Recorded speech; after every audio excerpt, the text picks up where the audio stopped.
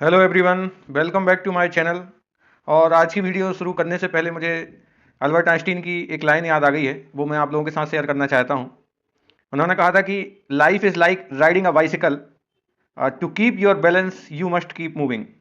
आपका जीवन एक साइकिल की तरह है और आप तब तक मूव करते रहोगे जब तक कि आप अपना संतुलन या बैलेंस बनाए रखते हो। तो मैंने आपसे कहा था कि मैं मध्य प्रदेश पीएससी के लिए निरंतर वीडियोस बनाता रहूँगा, और उसी कड़ी में हमने पहली वीडियो में मध्य प्रदेश के परिचय के बारे में जाना। और इस वीडियो के माध्यम से हम मध्य प्रांत से मध्य प्रदेश के गठन तक की संपूर्ण इतिहास को पढ़ेंगे। आपको पता है कि पहले मध्य प्रदेश को सेंट्रल प्रोविंस के नाम से जानते थे, फिर इसमें बाद में बरार शामिल हुआ, फिर इसकी राजधानी जो है नागपुर बनाई गई, और इसी कड़ी में फिर जब भारत देश आज़ाद हो गया तो मध्य प्रदेश का नाम मध्य प्रदेश पड़ा, और जवाहरलाल नेहरू ने इसे हृदय प्रदेश की संज्ञा दी। एमपीपीएससी प्रारंभिक परीक्षा के पाठ्यक्रम में आपने देखा होगा एक टॉपिक लिखा है, स्वतंत्रता के पश्चात भारत का एकीकरण एवं पुनर्गठन। और इसके अलावा मध्य प्रदेश के गठन से भी लगातार एमपीपीएससी ने प्रश्न पूछे हैं। तो मध्य प्रदेश के गठन को केवल 1947 के पूर्व या 1947 के बाद के मध्य प्रदेश में विभक्त नहीं किया जा सकता। इसको समझने के लिए हमें 1861 और उसके पहले की भी इतिहास को समझना पड़ेगा, क्योंकि उसी के माध्यम से एक क्रमबद्ध तरीके से हम मध्य प्रदेश के गठन को समझ सकते हैं।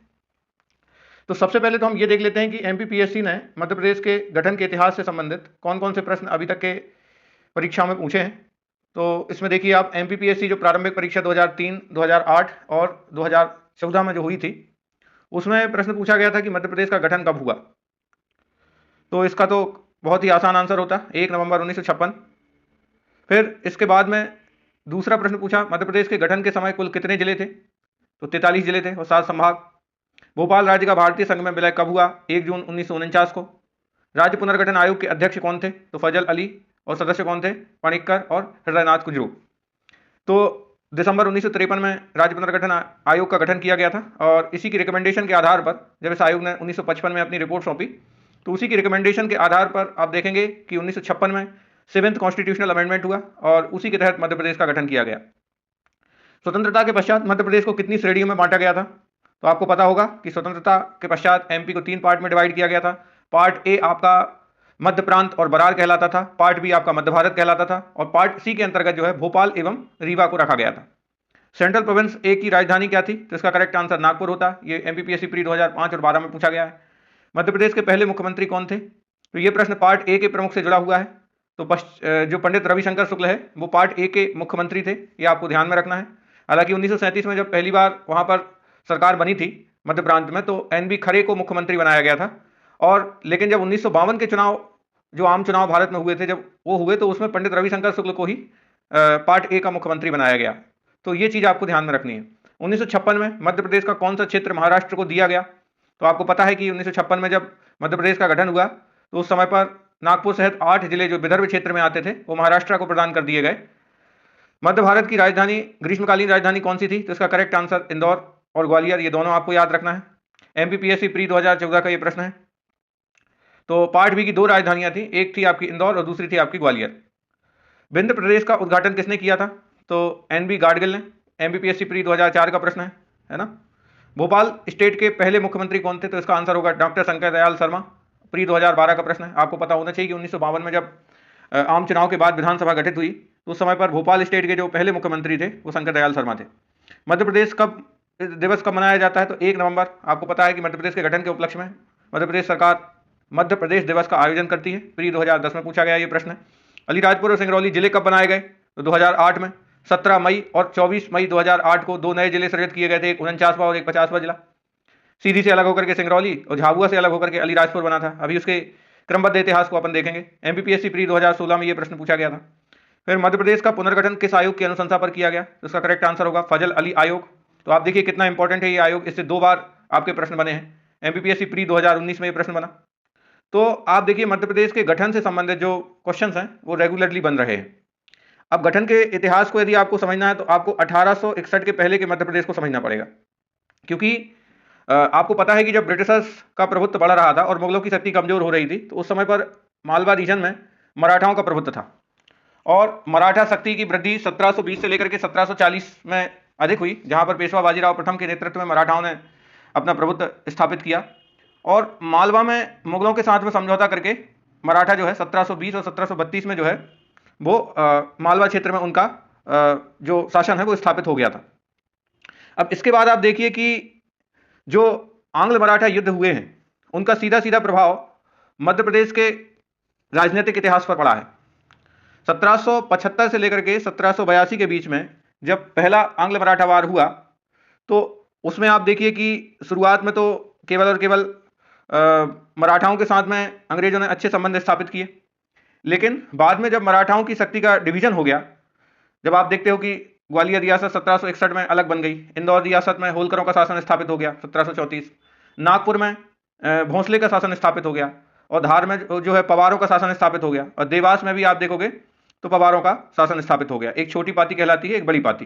तो इस तरीके से प्रशासनिक व्यवस्था जो है पेशवाशाही पर आधारित थी और मराठाओं में जो है टूट फूट हो गई और इसका सीधा सीधा लाभ अंग्रेजों को मिला। अब अपने लिए इंपॉर्टेंट यह है कि जब 1803-1805 में दूसरा आंग्ल मराठा युद्ध हुआ तो वहां पर एक बहुत ही महत्वपूर्ण संधि होती है जिसको हम कहते हैं सुरजी अर्जन गांव की संधि। हालांकि इसके पहले एक और संधि हुई थी पेशवा बाजीराव और अंग्रेजों के बीच में, जिसे बसीन की संधि कहा जाता है। 31 दिसंबर 1802 को ये हुई थी। तो ये संधि भी बहुत महत्वपूर्ण थी। लेकिन यदि हम मध्य प्रदेश के राजनीतिक इतिहास में परिवर्तन की संधियां देखें तो दूसरे आंग्ल मराठा युद्ध के बाद में जो संधियां हुई हैं वो अपने लिए इंपॉर्टेंट है। इसमें एक संधि हुई थी देवगांव की संधि, जो कि रघुजी भोसले और अंग्रेजों के बीच में हुई 17 दिसंबर 1803 को। और इस संधि के माध्यम से जो छिंदवाड़ा है, बालाघाट है, मंडला और जबलपुर है, तो यहाँ पर मध्य प्रदेश जो है इन हिस्सों पर जो है अंग्रेजों का एक तरीके से प्रभुत्व स्थापित हुआ। फिर ग्वालियर की जो संधि हुई दौलत राव के साथ में 30 दिसंबर 1803 को, संधि के माध्यम से अलीगढ़, दिल्ली और लासवाड़ी की जो लड़ाई हुई उसमें अंग्रेजों ने ग्वालियर क्षेत्र में जो है अंग्रेजों का प्रभुत्व स्थापित हुआ। और फिर इसके बाद में सुरजी अर्जन गांव की संधि हुई 30 दिसंबर 1803 को ही दौलत राव और अंग्रेजों के बीच में, जिसमें कि बुंदेलखंड, ग्वालियर और चंबल के जो रीजन है उस पर भी अंग्रेजों का जो एक तरीके से प्रभुत्व है वो स्थापित हुआ। तो आप देख रहे हैं कि द्वितीय आंग्ल मराठा युद्ध में ये संधियां जो हैं किस तरीके से मध्य प्रदेश के विभिन्न क्षेत्रों पर अंग्रेजी प्रभुत्व को स्थापित होना दर्शाती हैं। और इसके बाद में जो आपका तीसरा आंग्ल मराठा युद्ध होता है उसके निर्णायक परिणाम हुए। जैसे मैंने आपको बताया कि शुरुआती आंग्ल मराठा युद्ध का अधिक प्रभाव एमपी पर नहीं पड़ा, लेकिन द्वितीय आंग्ल मराठा युद्ध से अंग्रेजों का प्रभुत्व स्थापित होना एमपी में शुरू हो गया। और आप देख रहे हो कि जो ये वाला रीजन जो है आपका, यहाँ पर अंग्रेजों का प्रभुत्व धीरे धीरे स्थापित होना शुरू हो गया। और 1817-18 में जब आपका तीसरा आंग्ल मराठा युद्ध हुआ तो उसके बाद की संधियां निर्णायक सिद्ध हुई और कंप्लीटली आप देखोगे तो जो नर्मदा सागर क्षेत्र है वहां पर सीधा नियंत्रण स्थापित हो गया अंग्रेजों का। और जो आपका पश्चिमी मालवा है और मध्य भारत का क्षेत्र है वहां पर रियासतों से भी सहायक संधियां करके अंग्रेजों ने जो है वहां पर भी अपना परचम लहराया। तो अब आप समझिए तीसरे आंग्ल मराठा युद्ध में दौलत राव और अंग्रेज के बीच में एक संधि हुई थी जिसे हम ग्वालियर की संधि कहते हैं। फिर इसके बाद में एक संधि हुई मंदसौर की संधि, ये इंपॉर्टेंट हो जाती है। मंदसौर की संधि 6 जनवरी 1818 को हुई थी, होलकरों के बीच में हुई थी। और आपको पता है कि उस समय जो मल्हार राव होलकर थे वो नाबालिग थे और शासन जो है वो तुलजाबाई और तात्या जोग के हाथ में था। जब मंदसौर संधि हुई तो अंग्रेजों का जो है यहाँ नीचे वाला जो आपका रीजन है निमाण, राजगढ़ और टोंक है ना, ऊपर टोंक जो रियासत है, तो यहाँ पर जो है अंग्रेजों का कब्जा स्थापित हो गया। नागपुर संधि 1818 में हुई अप्पा साहेब भोंसले और अंग्रेजों के बीच में। और जो जंगली क्षेत्र थे मध्य प्रदेश के जिनमें सतपुड़ा आता था, जबलपुर आता था, मंडला, बालाघाट और सागर आता था, तो ये सारे क्षेत्र जो है वो अंग्रेजों के प्रभाव में आ गए। तो महाकौशल भी मध्य प्रदेश के प्रभाव में आ गया। और इसी को लेकर के फिर अंग्रेजों ने 1818 में सागर नर्मदा टेरिटरीज एक्ट बनाया, जो कि एक ब्रिटिश कमीशन सिस्टम था, राजस्व वसूली, कानून व्यवस्था और न्याय के लिए बनाया गया था। तो इस चित्र के माध्यम से आप समझ सकते हैं कि शुरुआत में मध्य प्रदेश में अंग्रेजों का केवल आना जाना था, है ना, लेकिन दूसरे आंग्ल मराठा वार के बाद में अंग्रेजी प्रभाव स्थापित होना शुरू हो गया। और तीसरे आंग्ल मराठा वार के बाद तो मध्य प्रदेश में कंप्लीटली जो है अंग्रेजों का शासन स्थापित हो गया। अब आप देखिए 1818 से 1861 के मध्य प्रदेश की क्या स्थिति थी। आपको पता है कि सहायक संधियों के माध्यम से जो मालवा रीजन है वहां पर होलकर का शासन था इंदौर में, इंदौर इनकी राजधानी थी। जो मध्य भारत का दूसरा रीजन है ग्वालियर, वहां पर सिंधिया का शासन था और ब्रिटिश रेसिडेंट थी, एक तरीके की ब्रिटिश प्रेसिडेंसी थी। सहायक संधि के माध्यम से यहाँ पर शासन व्यवस्थाएं चलती थी। भोपाल में नवाबों का आपका शासन था। और नर्मदा सागर जो क्षेत्र था जिसमें आपका बुंदेलखंड रीजन आता है, सागर आता है, दमोह आता है, जबलपुर आता है, आपका नागपुर आता है, आपका नरसिंहपुर आता है, तो ये सारे रीजन्स को नर्मदा सागर क्षेत्र कहा जाता था। और यहाँ पर सीधा सीधा शासन जो है वो अंग्रेजों के हाथ में चला गया और इसी पूरे रीजन को बाद में सेंट्रल प्रोविडेंस के नाम से जाना जाने लगा। इसमें कुछ और भी चीज़ें शामिल हो गई थी और फिर उसको कंप्लीटली सेंट्रल प्रोविंस के नाम से जाना जाने लगा। 1818 में अंग्रेजों ने एक अधिनियम लेकर के आए थे। अभी मैंने आपको बताया कि 1818 में जो नर्मदा सागर टेरिटरीज एक्ट है वो अधिनियम लेकर के आए और उसके माध्यम से यहाँ पर शासन की व्यवस्था जो है अंग्रेजों के हाथ में आ गई पूरी तरीके से। और अंग्रेजों ने यहाँ के जो बुंदेला राजा थे उनके साथ में अनेक शोषण किए। यहाँ की जो पिंडारी जनजाति थी उसके साथ में बहुत सारे शोषण किए और इसी के प्रभाव के चलते आप देखते हो कि 1818 में भीलों का जो विद्रोह है वो भी यहाँ पर देखने को मिला। और 1842 में बुंदेला राजाओं ने भी अंग्रेजों के खिलाफ जो है क्रांति का पहला बिगुल फूका और 1842 में बुंदेला विद्रोह के माध्यम से अंग्रेजी शासन के प्रति अपना विरोध जाहिर किया। रीवा में जो है, रीवा भी रियासत थी उस समय पर और ब्रिटिश रेसिडेंट था। तो इस तरीके से मध्य प्रदेश की व्यवस्था थी 1818 में। और धीरे धीरे आप देखोगे तो जब हम 1861 की तरफ बढ़ेंगे तो 1861 में जो है सेंट्रल प्रोविंस का गठन किया गया था। अब उसमें बाद में फिर बरार को शामिल किया गया जो कि हैदराबाद के निजामों के अंडर में था। 1903 में इसको शामिल किया गया। बाद में फिर नागपुर को राजधानी बनाया गया और इंदौर, ग्वालियर और भोपाल लगभग एज इट इज रहे आपके। रीवा भी ब्रिटिश रेसिडेंट बना रहा। तो और फिर आपको पता है कि उसके बाद में जब मध्य प्रदेश का गठन होता है 1956 में, तो उसके पहले मध्य प्रदेश 3 पार्ट में डिवाइड था। ये प्रश्न बना भी है। इसमें पहला पार्ट था पार्ट ए, जिसको अपन सेंट्रल प्रोविंस के नाम से जानते हैं। इसकी राजधानी नागपुर हुआ करती थी। जो दूसरा पार्ट है पार्ट बी, मध्य भारत, जिसमें 2 रीजन्स आते थे। पहला आपका ग्वालियर और दूसरा इंदौर। और जो पार्ट सी था उसे हम विंध्य प्रदेश या रीवा स्टेट कहा जाता था। और पार्ट सी में ही भोपाल शामिल था। बाद में फिर इसको पार्ट डी में शामिल कर लिया गया था। और कैपिटल सिटी जो ग्रीष्मकालीन राजधानियां थी वो 2 थी, है ना, इंदौर और ग्वालियर। ये एग्जाम का प्रश्न बना भी है। और 1 नवंबर 1956 को मध्य प्रदेश की स्थिति कुछ इस तरह की निर्मित हो जाती है जहां पर भोपाल को राजधानी बनाया जाता है और मर्ज कर दिया जाता है पार्ट ए, पार्ट बी और पार्ट सी को। जो मेजर सिटीज थी उस समय पर जबलपुर थी, इंदौर थी, लेकिन भोपाल को राजधानी बनाने में शंकर दयाल शर्मा का बहुत बड़ा योगदान था। शंकर दयाल शर्मा, ठीक है। छत्तीसगढ़ भी उस समय मध्य प्रदेश में शामिल था। तो ये इतिहास को अभी जो अपन ने समझने का प्रयास किया है, इसको एक बार अपन जल्दी जल्दी तैयार कर लेते हैं। मैंने आपको बताया कि 30 दिसंबर 1803 को सुरजी अर्जनगांव की संधि हुई दौलतराव सिंधिया और अंग्रेजों के बीच में। इसका महत्व क्या हुआ कि दूसरे आंग्ल मराठा युद्ध के बाद में परिणाम यह हुआ कि सिंधिया ने गंगा, यमुना, दोआब, दिल्ली, आगरा और बुंदेलखंड के कुछ हिस्से अंग्रेजों को दे दिए। गोहद और ग्वालियर किले पर जो नियंत्रण है अंग्रेजों का बढ़ गया। 27 फरवरी 1804 को बुरहानपुर की संधि हुई दौलतराव सिंधिया और अंग्रेजों के बीच में। इसका परिणाम क्या निकला कि ग्वालियर रियासत की रक्षा के लिए ब्रिटिश सेना रखी गई, जिसका खर्च सिंधिया को उठाना था। सिंधिया की संप्रभुता सीमित हो गई। तो एक प्रकार की ये सहायक संधि थी, बुरहानपुर की संधि, जिसके माध्यम से जो सिंधिया रियासत का जो हिस्सा है ना, वो अंग्रेजों के आधिपत्य में आ गया। जहां पर शासन व्यवस्था जो है वो तो सिंधिया को चलाना था, लेकिन जो राजस्व वसूली है उसका अधिकार किसको मिलेगा? अंग्रेजों को मिलेगा। साथ में एक सहायक सेना भी इसमें रखी जाती थी सहायक संधि में। 5 नवंबर 1817 को ग्वालियर की संधि होती है दौलतराव सिंधिया और लॉर्ड हेस्टिंग्स के बीच में। पिंडारियों के दमन के लिए संधि थोपी गई। परिणाम यह हुआ कि सिंधिया ने राजपूताना रियासतों पर से अपना अधिकार छोड़ दिया। चंबल नदी के दक्षिण का क्षेत्र अंग्रेजों के प्रभाव में आ गया। पिंडारियों के बारे में भी आपको बता दें कि जो पिंडारी हैं वो आपके मुस्लिम भील हुआ करते थे मध्य प्रदेश में। और जब मराठास थे तो उस समय पर तो इनकी स्थिति अच्छी थी, लेकिन मराठाओं को जब सहायक संधियां उनके ऊपर, मराठाओं के ऊपर थोपी गई, तो ऐसी स्थिति में पिंडारियों में भी कुछ प्रमुख नाम आप याद रखिएगा। जैसे एक पिंडारी बहुत फेमस था उस समय पर, चीतू, और दूसरा पिंडारी था करीम। तो उस समय पर इनमें सैन्य अराजकता बढ़ गई, लूटमार की होड़ मचती थी और इसी के कारण पिंडारी समस्या भी उत्पन्न हुई। 1817-18 में पिंडारियों ने मराठाओं का विरोध भी किया और अंग्रेजों का विरोध भी किया।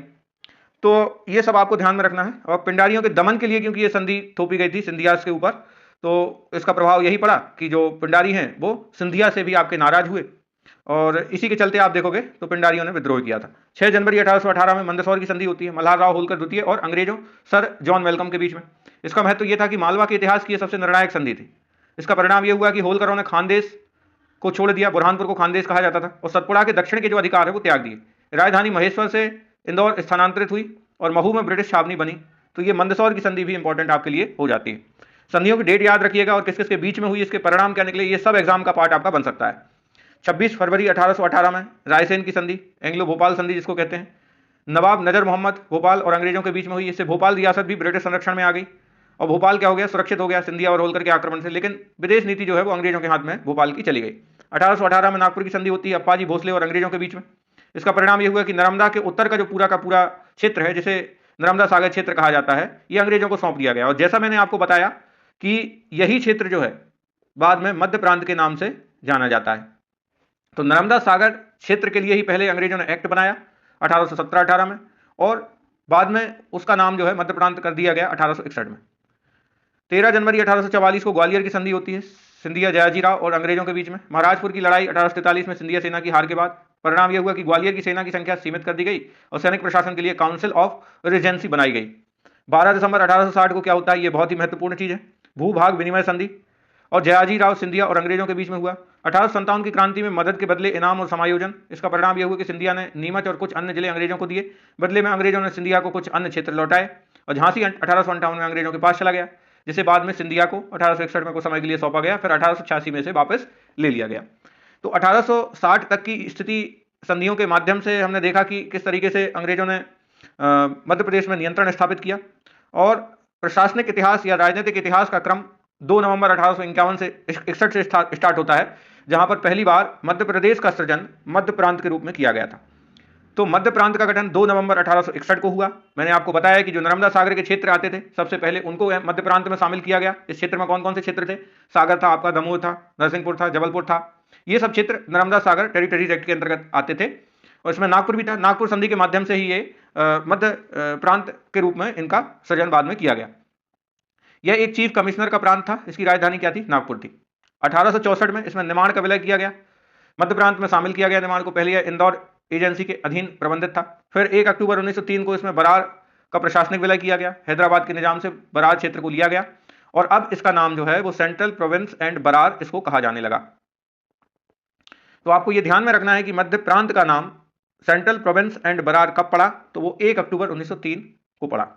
16 अक्टूबर 1905 को बंगाल विभाजन का सीधा सीधा प्रभाव मध्य प्रदेश में देखने को मिलता है, जहां पर संबलपुर जिला और 5 उड़िया भाषी रियासतें पटना, सोनपुर, रायखोल, बामरा, कालाहांडी सेंट्रल प्रोविंस से हटा करके बंगाल में मिला दी गई और बदले में छोटा नागपुर की जो 5 हिंदी रियासतें थी, चांग, बंगाल, कोरिया, सरगुजा, उदयपुर, जसपुर, ये सेंट्रल प्रोविंस में मिलाई गई और यही क्षेत्र आज का छत्तीसगढ़ भी है। 1920-21 में मॉन्टेग्यू चेम्सफोर्ड सुधार हुए।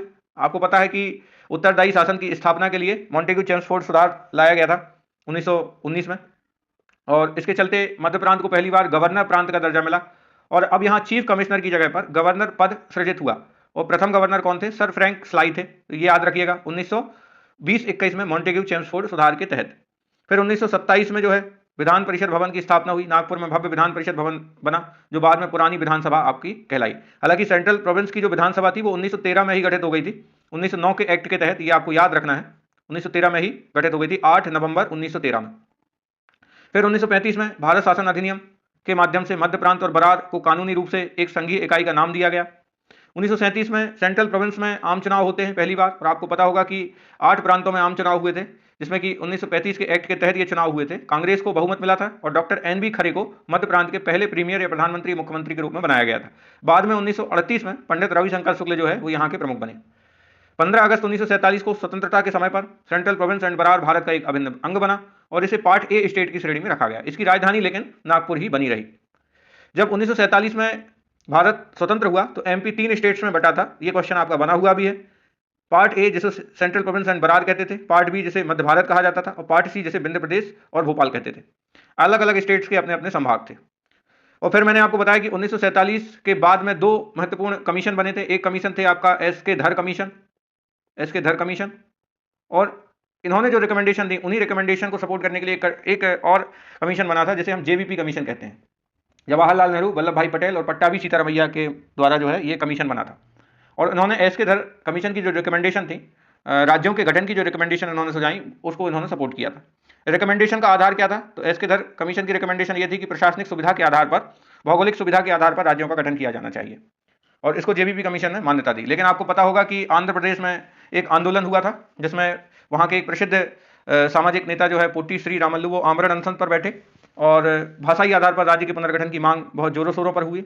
वहाँ के मुख्यमंत्री ने भी इसकी मांग उठाई, वहाँ के प्रमुख ने भी इसकी मांग उठाई और इसके चलते जो है आंध्र प्रदेश जो है भाषा के आधार पर गठित होने वाला पहला राज्य भारत का बना। और इसके बाद आप देखते हो कि 29 दिसंबर 1953 को जो फजल अली कमीशन है उसका गठन किया जाता है और इसी की रिकमेंडेशन के आधार पर जो पूरे भारत है उसमें राज्यों का गठन होता है। 7वें संविधान संशोधन द्वारा संपूर्ण भारत में 14 राज्यों और 6 संघ शासित प्रदेशों का गठन हुआ, जिसमें MP भी शामिल था। 1 नवंबर 1956 को मध्य प्रदेश का गठन किया गया। ध्यान रखने वाली बात यह है कि भोपाल उस समय पर मध्य प्रदेश की राजधानी थी लेकिन जिला नहीं था, यह सीहोर की एक तहसील थी। 7 संभाग अस्तित्व में आए, इंदौर, ग्वालियर, जबलपुर, रीवा, भोपाल और छत्तीसगढ़ में रायपुर और बिलासपुर, है ना।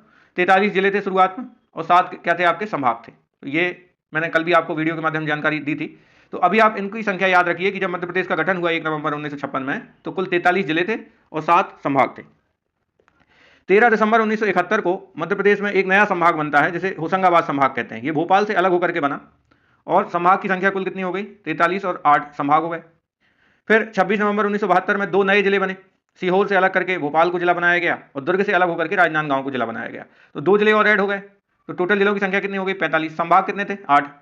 1973 में सागर संभाग अस्तित्व में आया और पूर्ण संभाग 1975 में बना था सागर संभाग, और एक संभाग और इसमें ऐड हो जाएगा तो 45 जिले और 9 संभाग हो जाएंगे। फिर 1977 में उज्जैन संभाग बना, इंदौर संभाग से अलग होकर के, पूछा जा सकता है ये प्रश्न। तो 45 जो है जिले थे और 10 संभाग हो गए। फिर आपको पता होना चाहिए कि 1980 में जिला पुनर्गठन आयोग की अनुशंसा के आधार पर 16 नए जिले सृजित करने की बात कही गई और इसके पहले एक नया संभाग और बना, चंबल संभाग, जो कि ग्वालियर संभाग से अलग होकर के बना। तो संभागों की कुल संख्या कितनी हो गई, 11, जिले 45 रहे। 81 में नया संभाग बस्तर संभाग बना, रायपुर से अलग होकर के, अब छत्तीसगढ़ में है। तो संभागों की संख्या कितनी हो गई, 12 हो गई, है ना, जिले 45 रहे। और मैंने आपको बताया था कि जो जिला पुनर्गठन आयोग 1982 में बना था, दिग्विजय सिंह की सरकार थी मध्य प्रदेश में उस समय पर, तो उन्होंने 16 नए जिलों के सृजन की बात कही और 16 में से जो 10 नए जिले थे वो 25 मई 1998 को BR दबे समिति की अनुशंसा पर बने थे, और जो आपके शेष 6 नए जिले हैं वो 6 जुलाई 1998 को MS सिंहदेव समिति की अनुशंसा पर बने थे। अब जो पहले 10 नए जिले बने थे उसमें से 4 मध्य प्रदेश में हैं और जो बाद के 6 नए जिले बने उसमें से 3 मध्य प्रदेश में हैं। तो जो 4 नए जिले मध्य प्रदेश में हैं उनके नाम आप कैसे याद रख सकते हो, तो आप याद रखिएगा कबड्डी श्योपुर में। कबड्डी कहाँ पर, श्योपुर में। कहाँ से आपका हो जाएगा कटनी, बड़ से हो जाएगा बड़वानी, डी से हो जाएगा डिंडोरी और श्योपुर तो आप याद रख ही सकते हैं। फिर इसके बाद में उमरिया, हरदा और नीमच, ये आपके 3 नए जिले 6 जुलाई 1998 को बने।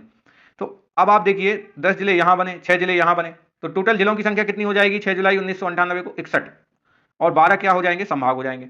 फिर आपको पता है कि 1 नवंबर सन 2000 को जब विभाजन हुआ तो छत्तीसगढ़ एक अलग राज्य बना।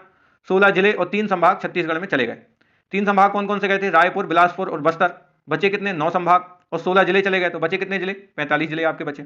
और आपको यह भी याद रखना है कि छत्तीसगढ़ जो है वो 26वें नंबर का राज्य बना था और उसमें जिलों की संख्या कितनी थी, 16 थी। तो 16, 26, 36 ऐसे याद रख सकते हो आप। 16 उसमें जिले थे, 26वां वो राज्य बना था और 36 से आप याद रखिएगा छत्तीसगढ़। 3 संभाग उसमें थे, तो 45 जिले और 9 संभाग MP में बचे। अब 15 अगस्त 2003 को एक नई समिति बनती है, बोस समिति, जिसकी रिकमेंडेशन के आधार पर 3 और नए जिले सृजित किए जाते हैं, जिसमें बुरहानपुर खंडवा से पृथक होकर के, अनूपपुर शहडोल से पृथक होकर और अशोकनगर गुना से पृथक होकर के बना, और 3 नए जिले मध्य प्रदेश में ऐड हुए। तो जिलों की संख्या कितनी हो गई, 48 हो गई, और 9 क्या थे, संभाग थे। 14 जून 2008 को एक नया संभाग शहडोल संभाग बनता है, जो रीवा और जबलपुर संभाग से जिले लेकर के बनाया गया था। तो जून 2008 में शहडोल संभाग बना और ये मध्य प्रदेश का 10वां संभाग था। अब संभाग और जिलों की संख्या 48 और 10 हो गई। 17 मई 2008 को अलीराजपुर झाबुआ से अलग होकर के एक और नया जिला बनता है, जो 49वां जिला कहलाएगा। 24 मई 2008 को सीधी से अलग होकर के सिंगरौली बनता है, ये 50वां जिला कहलाएगा। तो इस तरह 24 मई 2008 तक जिलों की स्थिति 50 थी और संभाग कितने थे, 10 थे। 27 अगस्त 2008 में होशंगाबाद संभाग का नाम बदल करके नर्मदापुरम किया गया। तो याद रखिएगा, होशंगाबाद संभाग का नाम बदला गया है, ना कि जिले का। जिले का नाम बाद में बदला गया 7 फरवरी 2022 को, जब होशंगाबाद जिले का नाम नर्मदापुरम किया गया। तो संभाग जो नर्मदापुरम था वो तो पहले ही कर दिया गया था 2008 में, और जिले का नाम भी नर्मदापुरम कर दिया गया 7 फरवरी 2022 को। 16 अगस्त 2013 को एक नया जिला बनता है, आगरमालवा, शाजापुर से पृथक होकर के। तो जिलों की संख्या कितनी हो जाएगी, 51। तो 51वां जिला कौन सा बना, आगरमालवा बना। और कुल संभाग कितने थे इसमें, हो गए मध्य प्रदेश में 10 हो गए। 1 अक्टूबर 2018 को नया जिला निवाड़ी बनता है, टीकमगढ़ से अलग होकर के, प्लस एक और हो गया, तो 52, 52 जिले हो गए और 10 संभाग। 7 फरवरी 2022 को हमने देख लिया कि नाम बदला गया था। फिर 13 अगस्त 2023 एक नया जिला बनता है, मऊगंज, रीवा से अलग होकर के, और 53 जिले हो गए। 5 अक्टूबर 2023 को 2 नए जिले बनते हैं, एक तो छिंदवाड़ा से अलग होकर के पांडोना, और सतना से अलग होकर के मैहर। तो इस तरह मध्य प्रदेश में वर्तमान में जिलों की संख्या कितनी हो गई है, 55, और संभाग कितने हैं, 10। वर्तमान स्थिति की अवधि हम बात करें तो इसमें जो जिला बना है मऊगंज, इसके गठन की अधिसूचना 13 अगस्त 2023 को जारी हुई। ये रीवा से पृथक होकर के बना है और इसमें कौन कौन सी तहसीलें शामिल हैं वो आप याद रखिएगा, मऊगंज, हनुमना, नईगढ़ी और देव तालाब। विशेष फैक्ट ये है कि यहाँ पर बहुटी जलप्रपात है, जो कि मध्य प्रदेश का सबसे ऊंचा जलप्रपात है, और पहले हम इसको रीवा में पढ़ते थे, लेकिन अब भौगोलिक रूप से ये मऊगंज जिले में आ गया है। देव तालाब जो है प्राचीनतम शिव मंदिर है, यह विधानसभा अध्यक्ष गिरीश गौतम का चित्र रहा है, जिससे इसे जिला बनाने की मांग उठी थी। सीमा यह उत्तर प्रदेश की सीमा को छूता है। मैंने आपको बताया कि जो सीमावर्ती जिले हैं उनकी संख्या में वृद्धि हो गई। पांडुर्णा 94 नंबर का जिला बना। 5 अक्टूबर 2023 को अधिसूचना जारी हुई। मूल जिला जिससे अलग हुआ है छिंदवाड़ा। तहसीलें इसमें 2 हैं, पांडुर्णा और सौंसर। विशेष तथ्य क्या याद रखना है कि गोटमार का जो मेला बहुत फेमस मेला है, विश्व प्रसिद्ध मेला है, जिसमें पत्थर फेंकते हैं लोग एक दूसरे के ऊपर। ये जाम नदी के तट पर लगता है और अब छिंदवाड़ा नहीं, ये पांडुर्णा जिले का हिस्सा कहलाएगा। संतरा नगरी भी छिंदवाड़ा को कहा जाता है। आपको पता है कि मध्य प्रदेश जो है संतरा के उत्पादन में शीर्ष उत्पादक राज्य है और संतरे का मुख्य उत्पादन जो है सौंसर और पांडुर्णा अब अलग हो गया है, तो यह टैग भी अब पांडुर्णा के पास में जा सकता है। इसके अलावा संतरा के उत्पादन के लिए एक बेल्ट बहुत प्रसिद्ध है जिसे हम आगर मालवा बेल्ट कहते हैं ना, तो वो भी आप याद रखिएगा, आगर मालवा बेल्ट। जाम सांवली हनुमान लोक वहां पर प्रस्तावित है। जाम सांवली में ये आपका कहां पर है? पांडुर्णा में ही है और ये प्रसिद्ध हनुमान मंदिर है जिसे अब हनुमान लोक के नाम से जाना जाएगा। सौंसर तहसील के अंतर्गत आता है। भौगोलिक रूप से देखें तो पूरी तरह मराठी भाषा से क्षेत्र प्रभावित है और महाराष्ट्र की सीमा नागपुर से सटा हुआ है। मैहर, आपको पता है कि अलाउद्दीन खान की जो नगरी है वो मैहर है। संगीत की नगरी भी मैहर कहलाती है और इसके गठन की अधिसूचना जो है 5 अक्टूबर 2023 में हुई। 55वां ये जिला बना जिससे पृथक हुआ है सतना से। कौन कौन सी तहसीलें इसमें आती हैं? तो मैहर, अमरपाटन और रामनगर। इसके बारे में प्रमुख फैक्ट क्या याद रखना है कि मैहर बैंड यहीं पर स्थापित हुआ था। उस्ताद अलाउद्दीन खान की कर्मस्थली था। जन्मस्थली क्या थी उस्ताद अलाउद्दीन खान की? तो आपको याद रखना है त्रिपुरा। त्रिपुरा। मां शारदा मंदिर है, त्रिकूट पर्वत पर स्थित है, प्रसिद्ध शक्तिपीठ है। अब मैहर जिले की पहचान भी इसी से है। पहले सतना पर लोग टिक करते थे। औद्योगिक क्षेत्र सरला नगर, ये सीमेंट उद्योग है, बहुत फेमस है यहाँ का। केजीएस सीमेंट फैक्ट्री अब मैहर जिले के अंतर्गत आएगी। तो आपको पता है कि सतना हो चाहे कटनी हो और ऊपर का जो बानमौर मुरैना है वो सीमेंट उद्योग के लिए जाना जाता है। सबसे पहला जो सीमेंट का कारखाना है वो बानमौर मुरैना में स्थापित हुआ था 1922 में। और कटनी को जो है चूना नगरी भी कहा जाता है। तो ये फैक्ट भी आप याद रखिएगा। नदियों में आप देखिए तमसा या टोंस नदी इस क्षेत्र से प्रवाहित होती है। अब कुछ फैक्ट जो पिछली वीडियो में रह गए थे वो अपन एक बार डिस्कस कर लेते हैं। एग्जाम में ये प्रश्न पूछा गया है कि कौन सा शहर या स्थान जो है वो कर्क रेखा के सबसे निकटतम है। तो आपको मैंने पिछली क्लास में बताया था कि जो 23.5 डिग्री की जो उत्तरी अक्षांश रेखा है इसी को हम कर्क रेखा कहते हैं और मध्य प्रदेश का अधिकांश भाग जो है वो कर्क रेखा के क्षेत्र में ही आता है।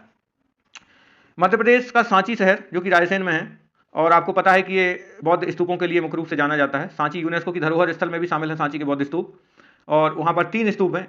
एक महास्तूप जो है वो भगवान बुद्ध को समर्पित है और शेष स्तूप जो है वो बौद्ध आचार्यों और उनके शिष्यों को समर्पित है। और सांची जो है वो यूनेस्को की धरोहर स्थल में भी शामिल है। स्थायी सूची में मध्य प्रदेश के 3 स्थल जो हैं वो यूनेस्को की धरोहर में शामिल है। इसमें एक है आपका भीमबेटका, दूसरा है सांची और तीसरा है आपका, आप कमेंट करके बताइएगा तीसरे का नाम, मैंने पिछली वीडियो में आपको बताया था। तो 23 डिग्री 29 मिनट नॉर्थ लैटिट्यूड में आपका ये आता है। कर्क रेखा से दूरी कितनी है? केवल 1 मिनट की और लाइन के ठीक दक्षिण में ये स्थित है। फिर इसके बाद में आपका आएगा विदिशा, 1 डिग्री 1 मिनट सॉरी, अत्यधिक निकट है ये भी लाइन के ठीक उत्तर में है। ऑप्शन के हिसाब से आपको देखना है कि कौन सा शहर सबसे निकटतम होगा। भोपाल 23 डिग्री 15 मिनट नॉर्थ में है। उज्जैन 23 डिग्री 10 मिनट नॉर्थ में है। जबलपुर 23 डिग्री 10 मिनट नॉर्थ में है, ठीक है। इंदौर जो है 22 डिग्री 43 मिनट। तो कर्क रेखा से दूरी मिनट के आधार पर भी यहां पर लिखी हुई है। इसके बाद में मानक समय रेखा से भी आप दूरी देखिए।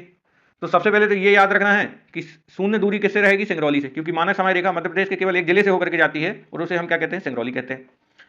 सिंगरौली को ऊर्जा राजधानी भी कहा जाता है। सिंगरौली में जो है एक बहुत ही फेमस कोयले की परत है जिसे झिंगुरदा परत के नाम से जाना जाता है और कोयले का जो क्षेत्र है मुख्य रूप से सिंगरौली कहलाएगा।